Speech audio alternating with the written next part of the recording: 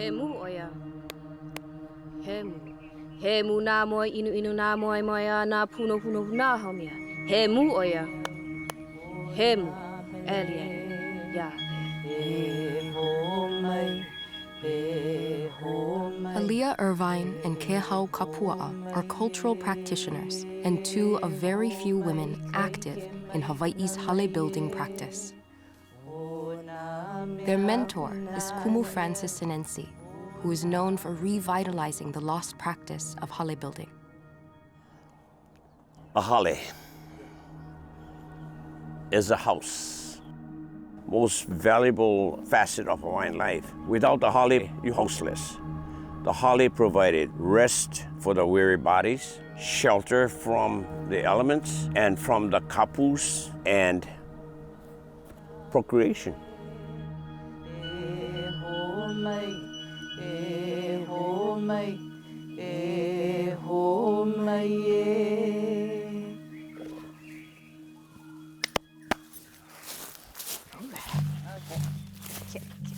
We go harvest and it's hard work. We are chainsawing, we're debarking, we're carrying big wood. Sometimes the wood we're like, wow, we don't know how we're gonna lift it, but it's like our kapuna take over us and like they're helping us lift the pohakus, lift the la'au, you know, and so you can feel our kapuna running through our veins every time. You're just in a different realm when we're doing that kind of work. Because we don't get it from Home Depot, it's harder to find, but I think within the search of finding the resources, we find who we are. When you talk about culture, you talk about spirituality, you're talking about identity. All those things are powerful. There's a lot of practices that have been lost to us, and then we're just piecing them together now to create something whole that can be shared and taught and perpetuated. We're building a cultural foundation so it can't be taken away again.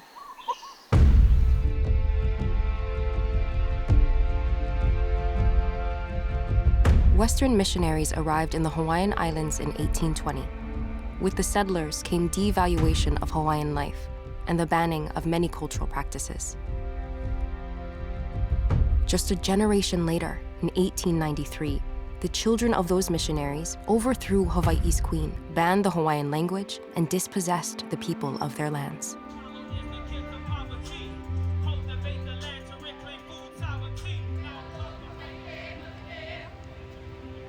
The 1970s saw the beginning of a Hawaiian cultural renaissance, including restoration of the Hawaiian language and lost arts, like oceanic voyaging and traditional hula.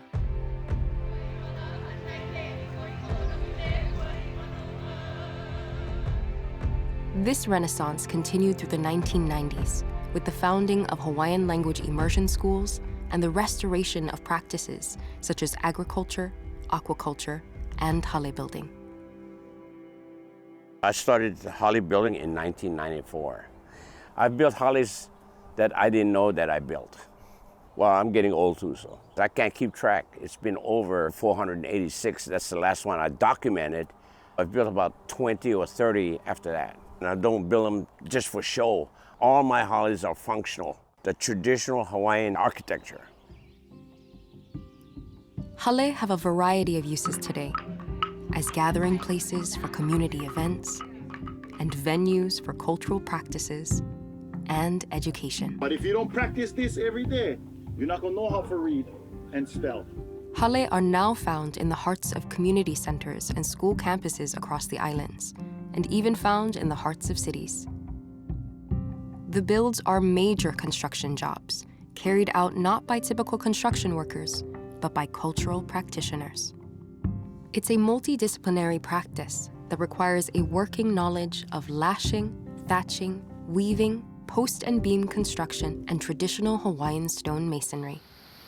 I prefer that stove to face that way and the inside be part of the well wall. Okay.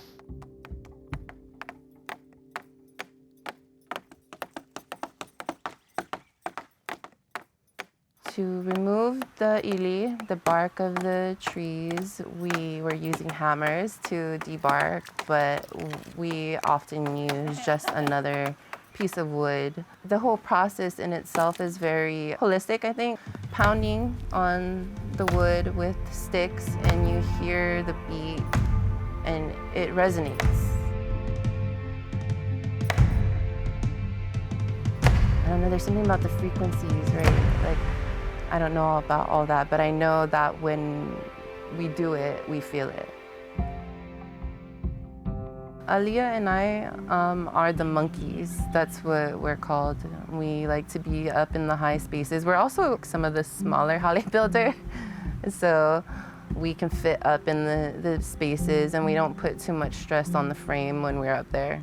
I gotta climb up to the top and help patch all these holes up there. It's super laborious and dangerous and risky, yeah, but also super rewarding. You know, risk to reward ratio is pretty good. I like being at the top of the Hale. I love the view. I feel like it's an antenna right up to the source.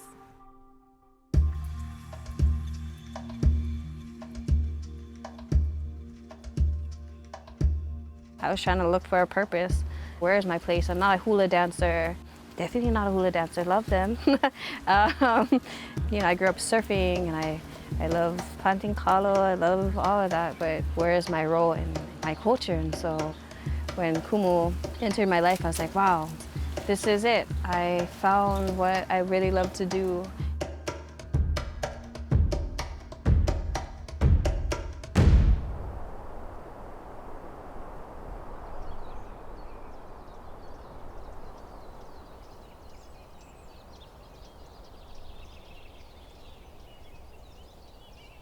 I think every Hawaiian is an artist. I think that that's who we are. I don't think that we can separate art from practice. They're innately entwined. The farmer, his art is making sure the water flows. I feel like when I paint, I'm building the picture like I build a hale. Might be not as physical when I'm painting, but it's still the same process. I'm gathering, I'm preparing, I'm creating a plan, I lay the foundation, and I'm doing one phase at a time. The part of hale building that I feel most artistic in while I'm doing it is the lashings. My favorite has to be the ki'ihe, which attaches the lohelau to the posts. That one there. I take a lot of pride in my lashings because it's something I feel that I'm proficient in, and so I really pay attention to them. I like to make them nice and neat. Whenever I do that, I hear in my head, ma'e ma'e amayo. Something I was kind of drilled into me as a child is nice and neat. You might catch me bragging about how if you see a nice lashing, it's probably mine.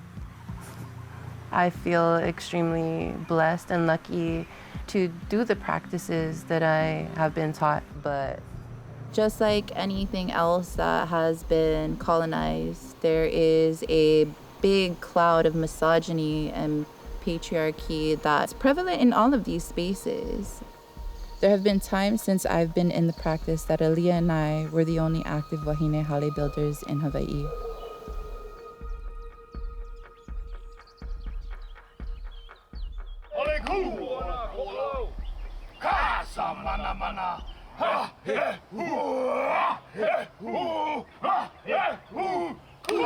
It's a male-dominant practice. But Kumu has said that the kapus have been lifted. And so here, Wamadu Kuleana is saying, yes, women are allowed to build hale.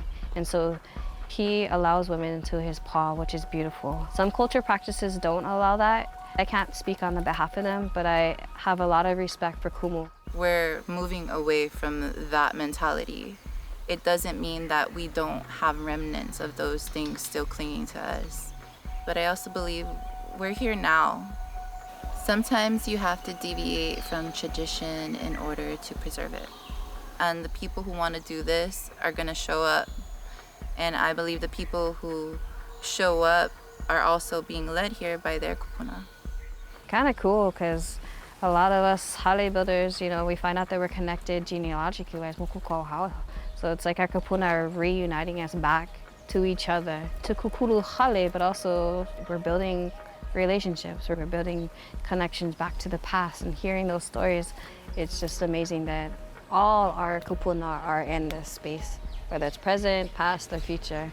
We are strong Kanaka, and not strong because we're physically strong, no.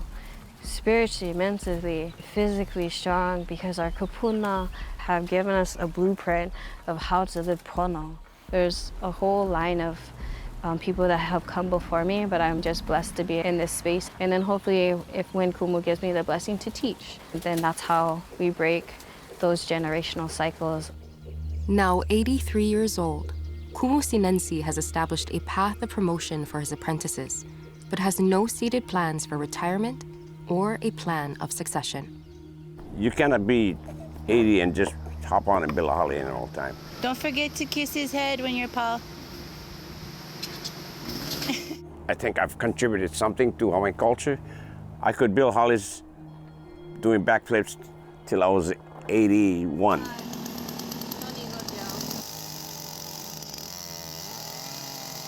After that, I start slowing down, so it takes it out of you.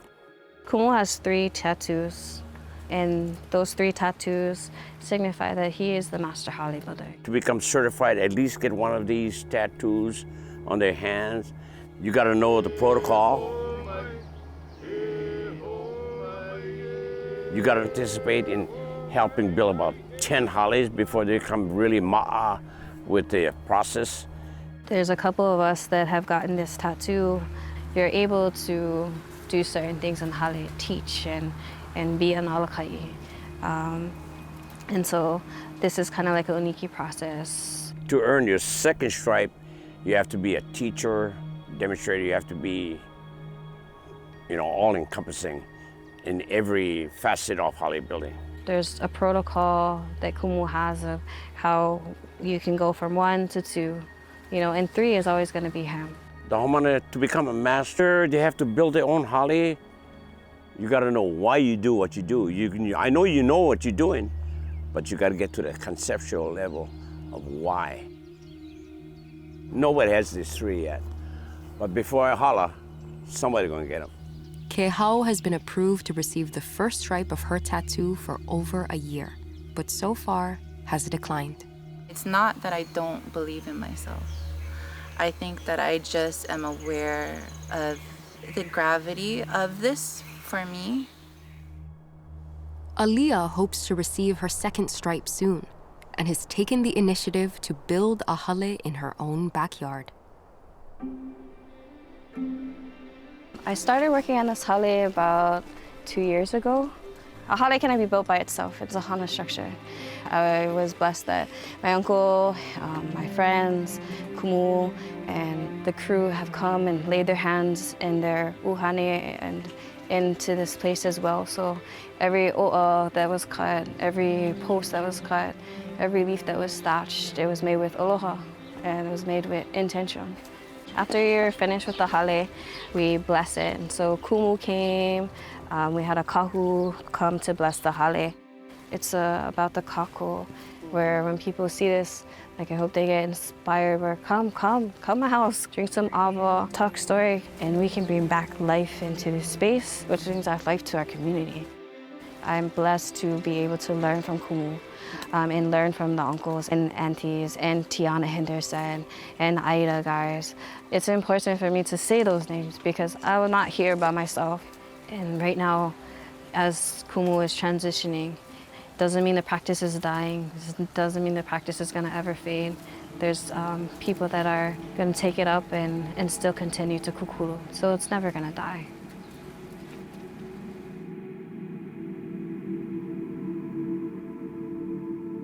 The rock wall will fall down one day, kahea, and come back and rebuild it. Because in the process of building, everybody gains gifts and they come back and build and help restore.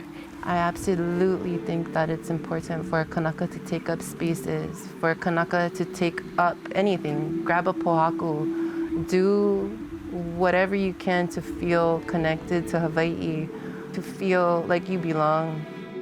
It's our duty to learn these things. And I hope that more of us are inspired to do these things, any practice, anything that brings us closer to feeling good here in Hawaii. The more you do it, the more comfortable you'll feel with it because it's where we belong. Being able to connect back into the Aina, to the Kai, to the elements, is connecting back to our Piko, you know, from the past to the present to the future. I found my purpose. I love hale building, but I also think that we all have, you know, different seasons, and learning to honor the season that I'm in right now, in my Alaloa, which is the long journey. And if there's things that come in the future, and honoring that too. And so I'm super blessed and super honored that our kupuna put me in this season to do hale building, to learn from all these great people and to carry it on, you know. The revitalization of hale building, as with many of our restored practices, is about returning to ourselves. Hale are our most fundamental structures, our homes. And as we rebuild our past, we build our future.